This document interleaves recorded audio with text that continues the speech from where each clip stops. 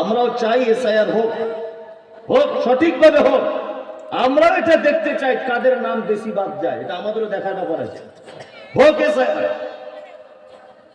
আর আমরা এটাও বলছি, যদি কোন মুসলিম উপর বাংলা থেকে এসে থাকে, সারা পশ্চিম বাংলা খুললে হয়তো 2-4 হাজার থাকতে পারে, মুসলমান থাকতে পারে, তাদেরকে তাড়িয়ে দিবে, আমাদের কোনো অসুবিধা নেই। সন্তুষ্ট ওয়ারাজু আনহু, তারাও আমার উপরে সন্তুষ্ট।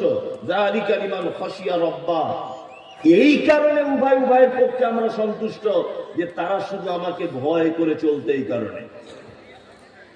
এটা কোরআনের বাংলা অনুবাদ করলাম।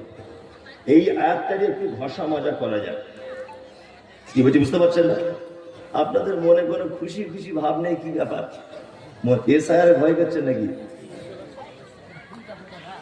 এসআইআর ভয় করছেন? হ্যাঁ, আমার কথা শুনছেন। আমার অনেক মানুষ ভয়ও করছেন, কি হবে কি হবে কি হবে, তাই না? তবে একটা কথা মাথায় রাখবেন, মাঝখানে বলে দিই, কিছুই হবে না।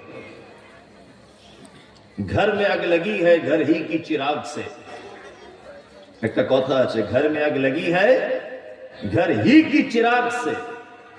আপনার বাড়িতে যদি আগুন লেগে যায়, তা ও আগুন আমি কলকাতা থেকে লাগাতে আসবো না।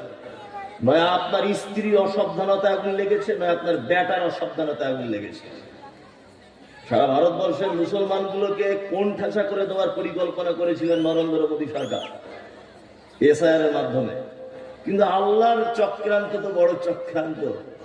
আল্লাহ, বিহারে 4 লক্ষ লোকের নাম বাদ গেছে, 4 লক্ষ বিহারে। তার ভিতরে 3 জন রোহিঙ্গা আর 78 জন মুসলিম, বাকি সব ওরা, সব। আপনারা জানেন তো, সারা বাংলাতে একটা লোকের মাথার ডিস্টার্ব হয়েছে, শুভেন্দু অধিকারী। ও পাগল। আমি বলি মাঝে সাঝে, মমতা ব্যানার্জি পশ্চিমবাংলায় এত কিছু করলো, সাইকেল দিল, কন্যাশ্রী, রূপশ্রী, হাবি জাবি, কত কি করলো,